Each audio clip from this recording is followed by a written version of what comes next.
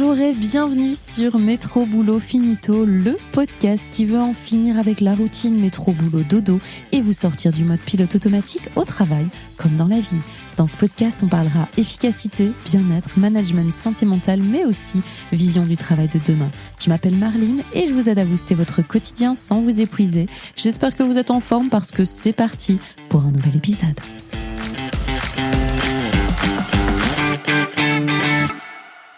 Bonjour, ça y est, nous sommes fin janvier, nous avons passé officiellement tous ensemble ce premier mois de l'année 2026.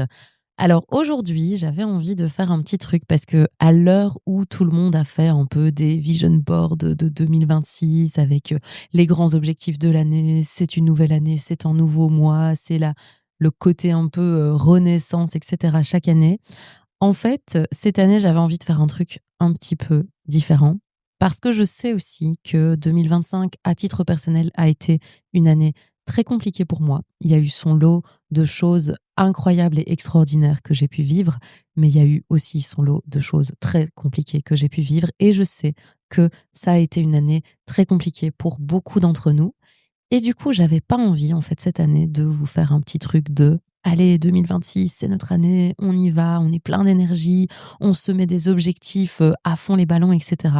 Mais juste, en fait, de se dire, peut-être que là, vous, après un mois, vous êtes en train de vous dire, avec votre thé un peu tiède à la main, j'ai rien planifié, je suis encore dans une espèce de petite couette mentale, j'ai pas écrit 25 000 objectifs SMART pour mon année 2026 et c'est OK. Et si notre objectif 2026, c'était justement de faire autrement? On le remarque souvent, et je pense que je suis pas la seule à le remarquer, fin d'année, décembre, mais je dirais même mi-novembre, c'est le rush. Tout le monde est en train de courir partout, dans tous les sens. C'est le gros rush parce qu'on veut absolument clôturer nos dossiers de l'année en cours. On veut vraiment tout boucler pour pouvoir partir sereinement en vacances et pouvoir redémarrer l'année sur de bonnes bases.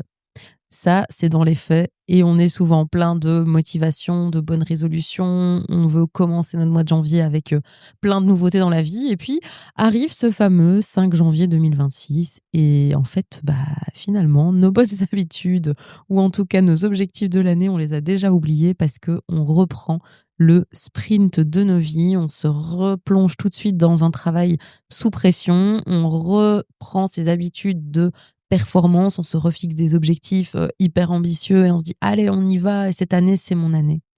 Est-ce que c'est ce que vous avez fait aussi cette année, vous? Est-ce que le 5 janvier ça a été aussi en fait finalement la reprise à fond les ballons? Comment c'est passé? Dites-moi en commentaire comment s'est passé votre mois de janvier. Est-ce que finalement vous avez oublié complètement vos bonnes résolutions ou est-ce que cette année vous avez fait différemment et vous avez accepté de démarrer lentement et de sortir un petit peu de cette injonction à la performance. C'est ce que je voulais vous inviter en fait à faire avec ce petit bilan de janvier, c'est voir un petit peu comment votre premier mois de l'année s'est passé, donc faire un petit peu l'introspection et se dire qu'est-ce que j'ai fait là? Est-ce que j'ai commencé à atteindre mes objectifs? Est-ce que je m'en étais fixé? Est-ce que je m'en étais pas fixé? Et j'ai envie de vous dire, et si cette année, on arrêtait de se mettre trop de pression avec justement ces bonnes résolutions, ces objectifs-là. Que vous vous en soyez fixé le 1er janvier ou pas, finalement, vous pouvez vous les défixer si vous avez envie. Ou vous pouvez vous dire, tiens, en fait, c'est peut-être OK de ne pas me mettre la pression tout le temps avec ces bonnes résolutions et ces objectifs. Ce que j'ai envie de vous inviter à faire pour cette fin du mois de janvier, c'est de justement lâcher un peu cette pression des objectifs, des bonnes résolutions, de ralentir et de voir en fait, tiens, quand toute l'agitation retombe, quand la pression n'est plus là, quand les objectifs clairs ne sont pas fixés, qu'est-ce qui se passe? Qu'est-ce qui vibre vraiment au fond de moi à ce moment-là?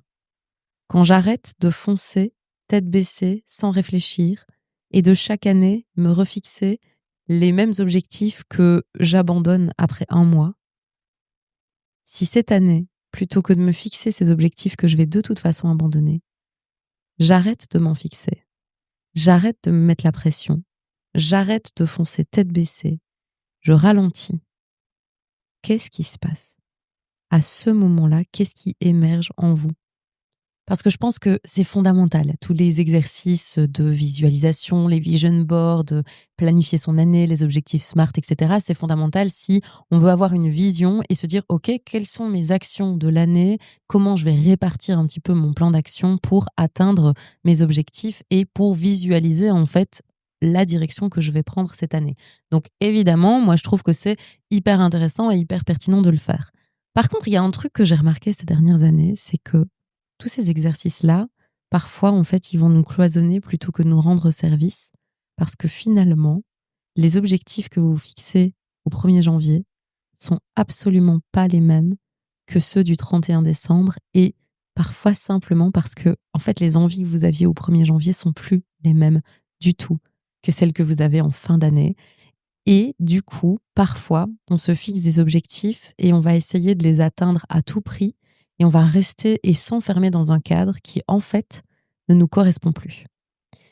C'est pour ça que cette année, j'avais envie de vous inviter à faire différemment parce que je me suis rendu compte d'un truc, c'est que parfois, les bons objectifs, ils viennent pas d'un exercice de planification.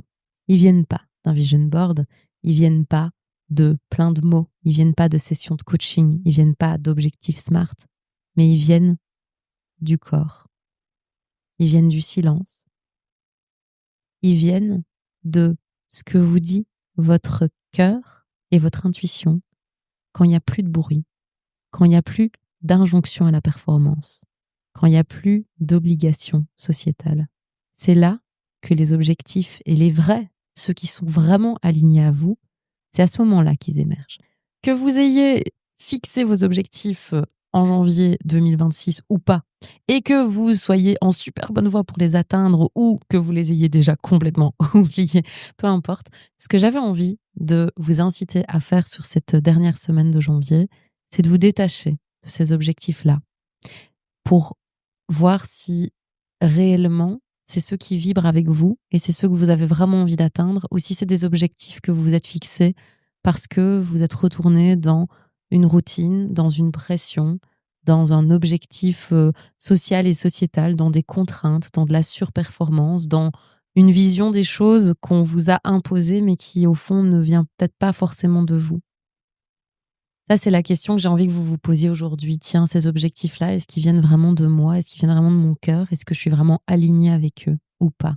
Et la meilleure manière de trouver la réponse à cette question, c'est justement de prendre du recul par rapport à ces objectifs, de s'en détacher, de les oublier l'espace de quelques instants pour voir s'il y a autre chose qui émerge de notre corps, de notre cœur, de notre intuition, pour voir si notre intuition, elle nous dit autre chose. Si il n'y avait aucune contrainte, si vous pouviez tout faire, absolument tout, ce que vous vouliez, sans contrainte d'argent, sans contrainte familiale, sociale, sociétale, si vous pouviez vraiment faire ce que vous vouliez et être qui vous voulez, qui est-ce que vous seriez et à quoi est-ce que vous passeriez vos journées? Ça, c'est la deuxième question que j'avais envie que vous vous posiez aujourd'hui et pour cette année 2026 parce que oui, c'est vrai, nos vies rêvées sont pas toujours réalistes à l'instant T parce que on a des contraintes financières, familiales, etc. qui font que il y a des choses qui nous empêchent un petit peu d'aller vers notre vie rêvée.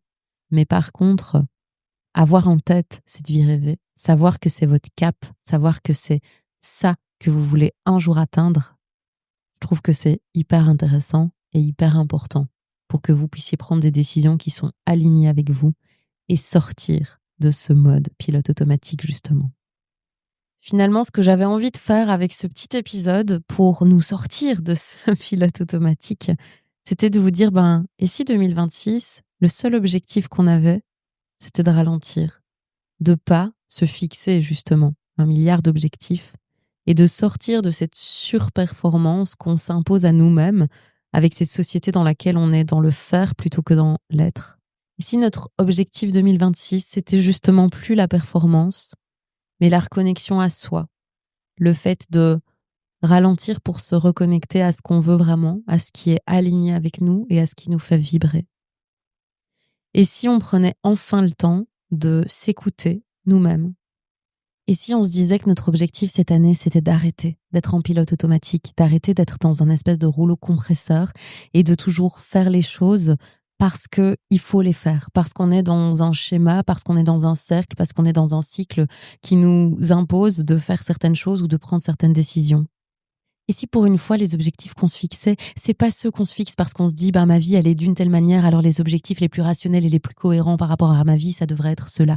Et si pour une fois, on arrêtait de sortir de la performance, des KPI, des chiffres, et si pour une fois, les objectifs qu'on se fixait, c'est pas ceux qui rapporteraient du chiffre ou qui seraient cohérents par rapport à notre vision de la vie ou par rapport à ce que les autres veulent qu'on fasse ou ce qu'on pense que les autres attendent de nous. Et si pour une fois, les objectifs qu'on se fixait cette année, c'est pas ceux-là, mais ceux du gosse qu'on était il y a 30, 40, 50 ans et qui nous a dit un jour, moi un jour, je veux être ça. Et si cette année, plutôt que de rationaliser nos vies à tout prix pour faire, on écoutait le gosse en nous qui nous disait qui être, qu'est-ce que ça donnerait? À l'issue de cet épisode, je vais vous inviter à faire un petit truc. Posez-vous quelques minutes pour choisir un mot. Un mot, un seul, et uniquement un mot, qui sera votre mot pour 2026 et qui sera celui qui vous guidera dans tous vos choix, dans tous vos objectifs. Si vous deviez choisir un seul mot pour 2026, ce serait quoi? Dites-moi en commentaire. Moi, si je devais choisir un seul mot, et le mot que je choisis pour cette année 2026, c'est alignement. Et je crois que je nous le souhaite à tous, une vie alignée, à qui on a envie d'être.